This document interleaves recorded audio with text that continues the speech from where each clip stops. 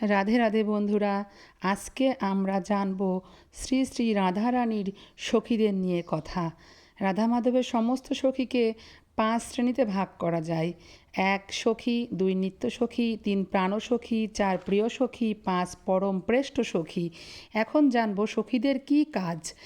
রাধা মাধবের পরস্পরের প্রেম গুণাগুণ কীর্তন করা, রাধা ও মাধবের পরস্পরের প্রতি আসক্তি বিবর্ধন করা, উভয়ের অভিসার করানো, কৃষ্ণের সখী সমর্পণ করা ও পরিহাস করা, আশ্বাস প্রদান করা, রাধা ও মাধবকে বসন ভূষণাদি দিয়ে সাজানো, নিপুণভাবে পরস্পরের মনোগত ভাব প্রকাশ করা, প্রিয় সখীর দোষ গোপন করা, যথোচিতকালে রাধা ও মাধবের সম্মিলন করানো, রাধা মাধবকে চামর ব্যঞ্জন করানো, ক্ষেত্র বিশেষে উভয়ের প্রতি তিরস্কার করা, গূঢ় সংবাদ প্রেরণ করা, প্রিয় সখীর প্রাণরক্ষার জন্য যত্ন করা, নিত্য গীত বাদ্য দ্বারা রাধা মাধবের পরিতোষ সাধন করা, অবকাশ বুঝে ব্যবহার করা, সেবা প্রার্থনা ও কথোপকথন করা।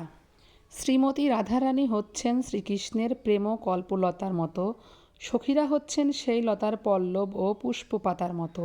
সখীদের স্বভাবে এক অনির্বচনীয় বৈশিষ্ট্য হয়েছে, তা হলো তারা নিজেরা কখনো শ্রীকৃষ্ণের সঙ্গ সুখ উপভোগ করতে চান না।